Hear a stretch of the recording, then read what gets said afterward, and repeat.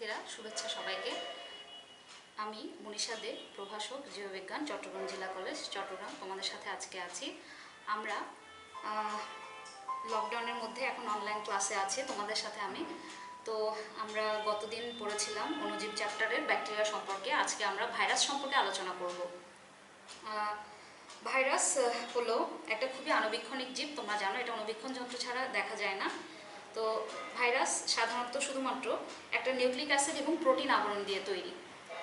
আইভানোভস্কি নামক একজন বিজ্ঞানী টোব্যাকো মোজাইক ভাইরাস, আমরা কিছুক্ষণ পরে সেটা নিয়ে আলোচনা করব, টোব্যাকো মোজাইক ভাইরাসে থেকে এটাকে আলাদা করেছিলেন। তো প্রথম তিনি আসলে ভাইরাসের আবিষ্কারক। এরপর আরও অনেক বিজ্ঞানী এটা নিয়ে গবেষণা করেছেন, নোবেল পুরস্কার পেয়েছেন, হল্যান্ডের একজন বিজ্ঞানী।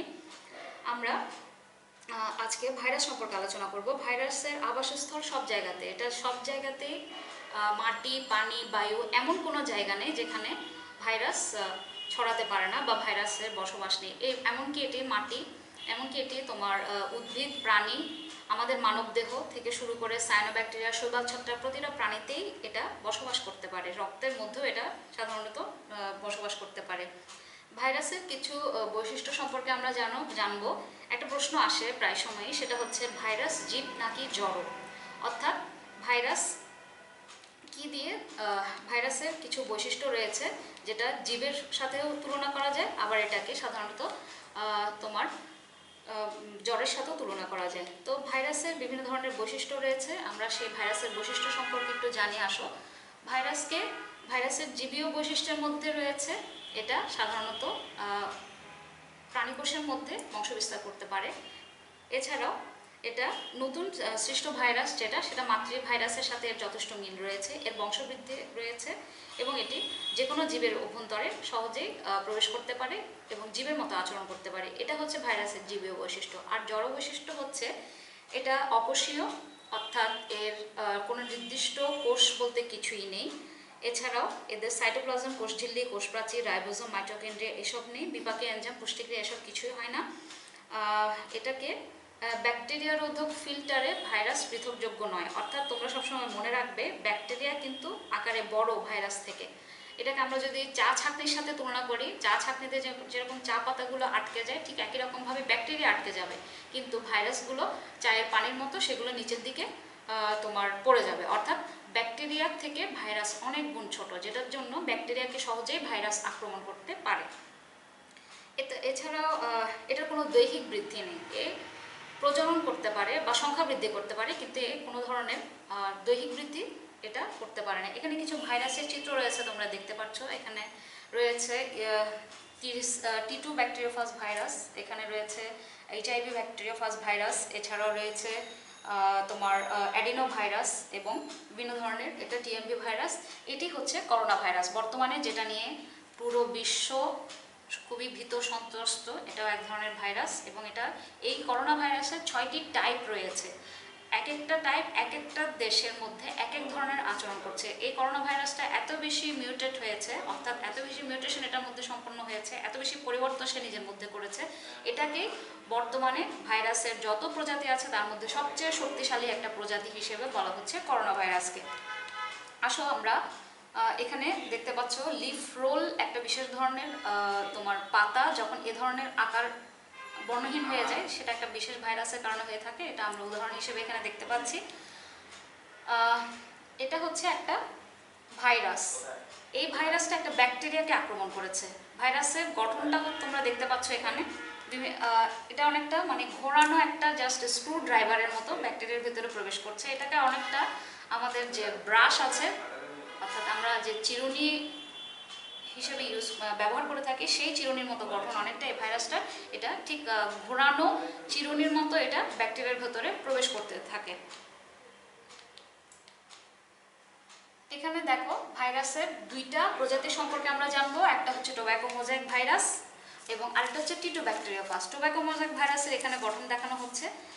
তোমরা দেখতে পাচ্ছ এখানে। টোব্যাকো মোজাইক ভাইরাস বা একটি আরএনএ ভাইরাস, ভাইরাসের বিভিন্ন গঠনের উপর ভিত্তি করে, ডিএনএর উপর ভিত্তি করে বিভিন্নভাবে ভাইরাসকে বিভক্ত করা হয়েছে। আমরা ডিএনএর নিউক্লিক অ্যাসিডের ভিত্তিতে সাধারণত এটাকে দুই ভাগে ভাগ করা হয়েছে। একটা হচ্ছে আরএনএ ভাইরাস, অর্থাৎ যাদের আরএনএ আছে নিউক্লিক অ্যাসিড হিসেবে, আর একটা হচ্ছে ডিএনএ ভাইরাস, যাদের নিউক্লিক অ্যাসিড হিসেবে ডিএনএ রয়েছে। টোব্যাকো মোজাইক ভাইরাস একটা আরএনএ ভাইরাস, তোমরা এখানে দেখতে পাচ্ছ এখানে আরএনএ রয়েছে নিউক্লিক অ্যাসিড হিসেবে, এবং নিউক্লিক অ্যাসিডের যে নিউক্লিক অ্যাসিডকে ঘিরে যে আবরণটি রয়েছে সেটা হচ্ছে প্রোটিন আবরণ, ক্যাপসিড আবরণটি রয়েছে সেটা প্রোটিন দিয়ে গঠিত। তোমরা এখানে দেখতে পাচ্ছ টোব্যাকো মোজাইক ভাইরাস। এরপরে ডিএনএ ভাইরাস আমরা যাই, সেটা হচ্ছে টিটোব্যাকটেরিওফাস। এটা হচ্ছে একটা ডিএনএ ভাইরাস, অর্থাৎ এর নিউক্লিক অ্যাসিড হচ্ছে ডিএনএ, ডিঅক্সিরাইবোজ নিউক্লিক অ্যাসিড।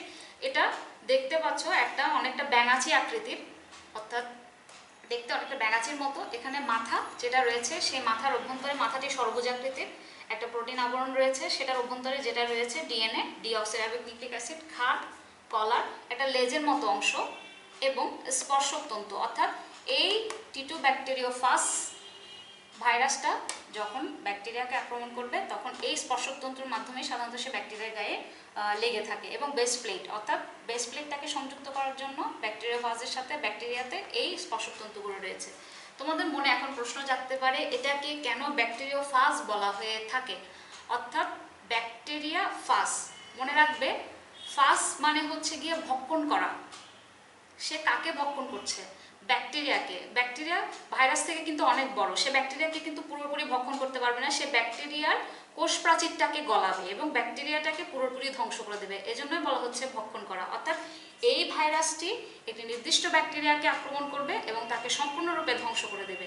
তোমরা অবশ্যই মনে রাখবে সেটা হতে হবে, সেই ব্যাকটেরিয়াটা হচ্ছে রোগ সংক্রমণকারী ব্যাকটেরিয়া। আমরা এভাবেই বিভিন্ন ধরনের টিকা তৈরি করে থাকি এই পদ্ধতিতে। অর্থাৎ টিটোব্যাকটেরিওফাজ যখন একটা ভাইরাস ব্যাকটেরিয়াকে আক্রমণ করবে, টিটোব্যাকটেরিওফাজ হচ্ছে একটা বিশেষ ধরনের ভাইরাস, সেটা একটা ব্যাকটেরিয়াকে আক্রমণ করে যখন সম্পূর্ণরূপে ধ্বংস করে দেবে, অর্থাৎ ভক্ষণ করবে, তখনই সেটাকে আমরা বলবো টিটোব্যাকটেরিওফাজ ভাইরাস, অর্থাৎ ব্যাকটেরিয়া আক্রমণকারী ভাইরাস। আমরা এবার আসি, দেখো এই যে ভাইরাসের একটা গঠন, ভাইরাস কিভাবে ব্যাকটেরিয়াকে আক্রমণ করে সেটা এখানে দেখানো হয়েছে একটা চিত্রের মাধ্যমে। এরপর আসি আমরা এইচআইভি ভাইরাসের গঠনে। এখানে দেখতে পাচ্ছ একটা এইচআইভি ভাইরাস, ভাইরাসের জিনোম, নিউক্লিয় ক্যাপসিড, অর্থাৎ ভাইরাসের জিনোমের বাইরে যে আবরণটা থাকে সেটাকে ক্যাপসিড আবরণ বলা হচ্ছে। অন্তঃপর্দা, এই ভিতরের পর্দাটাকে সাধারণত অন্তঃপর্দা, এটা প্রোটিন আবরণী, বাইরের আবরণ এটা, আর এটা বিশেষ ধরনের আবরণ। এইচআইভি ভাইরাসের আরেকটি গঠন এখানে দেখানো হয়েছে। এরপরে আসো ভাইরাসের গঠন, এটাও একই রকমের। পরবর্তীতে আমরা যাচ্ছি, দেখো একটা ভাইরাস কিভাবে যখন মানবদেহে প্রবেশ করে সে কিভাবে লোহিত রক্তকণিকাকে আক্রমণ করছে সেটা এখানে দেখানো হয়েছে। আমরা যখন একটা ভাইরাস যখন মানবদেহে প্রবেশ করে সে সবার আগে বংশবৃদ্ধি করে, বংশবৃদ্ধি করে সে ধীরে ধীরে লোহিত রক্তকণিকাকে ধ্বংস করে দেয়। আমরা জানি ভাইরাসের বংশবৃদ্ধি প্রক্রিয়া অর্থাৎ সংখ্যা বৃদ্ধি প্রক্রিয়া রয়েছে, সে কিন্তু তার কোনো দৈহিক বৃদ্ধি নেই। তার অন্যান্য প্রাণীর মতো সে সহজে তোমার বংশবৃদ্ধিও করতে পারে না, সে সংখ্যা বৃদ্ধি করতে পারে। এখানে দেখো লাইটিক চক্র, অর্থাৎ একটা ব্যাকটেরিয়া কিভাবে সংখ্যা বৃদ্ধি করে সেটাকে দুই ভাগে ভাগ করা হয়েছে দুইটা চক্রের মাধ্যমে। একটা হচ্ছে লাইটিক চক্র, একটা হচ্ছে লাইসোজেনিক চক্র। লাইসোজেনিক চক্রটা কিছুই না, সেটা হচ্ছে ভাইরাস ডিএনএ এবং ব্যাকটেরিয়া ডিএনএ পাশাপাশি অবস্থান করবে। কিন্তু লাইটিক চক্রতে একটা ব্যাকটেরিয়া কোষকে যখন ব্যাকটেরিওফাজ ভাইরাস আক্রমণ করবে তখন সে কিন্তু তার ডিএনএটাকে সম্পূর্ণরূপে নষ্ট করে দেয়। নষ্ট করে সেই ডিএনএর সাথে সংযুক্ত হয়ে নতুন আরেকটা ব্যাকটেরিওফাজ ভাইরাস তৈরি করে, কিন্তু ততক্ষণে কিন্তু একটা ব্যাকটেরিয়া সম্পূর্ণরূপে ধ্বংসপ্রাপ্ত হয়ে যায়। অর্থাৎ লাইটিক চক্র মানে হচ্ছে সম্পূর্ণ ধ্বংস করে ফেলা। এখানে একটা চিত্র দেখতে পাচ্ছি আমরা, এটা হচ্ছে একটা ব্যাকটেরিয়া যখন ভাইরাসের ডিএনএটা ভেতরে প্রবেশ করছে। এখানে এটা হচ্ছে ভাইরাসের ডিএনএ, টিটোব্যাকটেরিওফাজের ডিএনএ। সে এখানে ব্যাকটেরিয়ার ডিএনএকে সম্পূর্ণরূপে নষ্ট করে দেবে। নষ্ট করে এখানে ব্যাকটেরিয়ার ডিএনএ এবং ভাইরাসের ডিএনএ দুইটা সংযুক্ত হয়ে যাবে পরস্পরের সাথে। তখন তারা এভাবে সংযুক্ত হওয়ার মাধ্যমে এই প্রাচীরটাকে সম্পূর্ণরূপে গলিয়ে একটা ব্যাকটেরিওফাজ ভেতরে প্রবেশ করেছে, কিন্তু সেখান থেকে অসংখ্য ব্যাকটেরিওফাজ ভাইরাস তৈরি হবে। এটা কিন্তু সম্পূর্ণ ব্যাকটেরিয়ার ভেতরে হচ্ছে প্রক্রিয়াটা। এখানে দেখানো হয়েছে, দেখো এটা হচ্ছে একটা ব্যাকটেরিওফাজ ভাইরাস, এটা হচ্ছে একটা ব্যাকটেরিয়া, এটা ব্যাকটেরিয়াল ডিএনএ। ব্যাকটেরিওফাজ প্রবেশ করেছে ভেতরে, ব্যাকটেরিয়ার প্রাচীরটাকে সম্পূর্ণরূপে গলিয়ে ফেলেছে। তার ডিএনএটা ভেতরে প্রবেশ করেছে, সেটা ব্যাকটেরিয়ার ডিএনএর সাথে সংযুক্ত হয়েছে। ব্যাকটেরিয়ার ডিএনএ ততক্ষণে কিন্তু নষ্ট হয়ে গেছে। সেই ব্যাকটেরিয়ার ডিএনএর সাথে ভাইরাস ডিএনএ সংযুক্ত হয়ে একটা ব্যাকটেরিয়ার ভিতরে অসংখ্য টিট্রোব্যাকটেরিওফাজ তৈরি হচ্ছে। এরপর টিট্রোব্যাকটেরিওফাজ ব্যাকটেরিয়ার প্রাচীর গলিয়ে তাকে সম্পূর্ণ ধ্বংস করে দিয়ে সে বাইরে মিশ্রিত হয়ে যাচ্ছে, অর্থাৎ বাইরে বের হয়ে যাচ্ছে। এরপর দেখো লাইসোজেনিক চক্রটা আর কিছুই নয়, সে একটা ব্যাকটেরিয়ার দেহের কোষপ্রাচীরের উপরে সে বসবে, কোষপ্রাচীরটাকে গলিয়ে তার ডিএনএটা ভেতরে প্রবেশ করবে। সেই ডিএনএ থেকে অসংখ্য ব্যাকটেরিওফাজের ডিএনএ থেকে অসংখ্য ডিএনএ তৈরি হবে, কিন্তু সে ব্যাকটেরিয়ার ডিএনএ কোনো ক্ষতি করবে না, ব্যাকটেরিয়ার ডিএনএ পাশাপাশি অবস্থান করবে। শুধু এই ব্যাকটেরিয়ার ভিতরে অবস্থান করে সে নিজের সংখ্যা বৃদ্ধি করবে, তার ডিএনএর জায়গায় থাকবে, কোষপ্রাচীর বিগলিত করে সেই ব্যাকটেরিওফাজ ভাইরাসগুলো বাইরে বের হয়ে আসবে। আমি তোমাদের কিছু বাড়ির কাজ দিচ্ছি, সেটা হচ্ছে টিএমভি, এইচআইভি, টিট্রোব্যাকটেরিওফাজের চিহ্নিত চিত্র অঙ্কন করবে এবং ভাইরাস জীব নাকি জড়ো সেটা বর্ণনা করবে। এটা তোমাদের বাড়ির কাজ, তোমরা সেটা করবে। আমি পরবর্তীতে তোমাদের সাথে আবার সংযুক্ত হব অনলাইন ক্লাসের মাধ্যমে। ততদিন পর্যন্ত তোমরা ভালো থাকো, মহামারী থেকে সবাই সুস্থ থাকো এই কামনা করছি। ধন্যবাদ সবাইকে।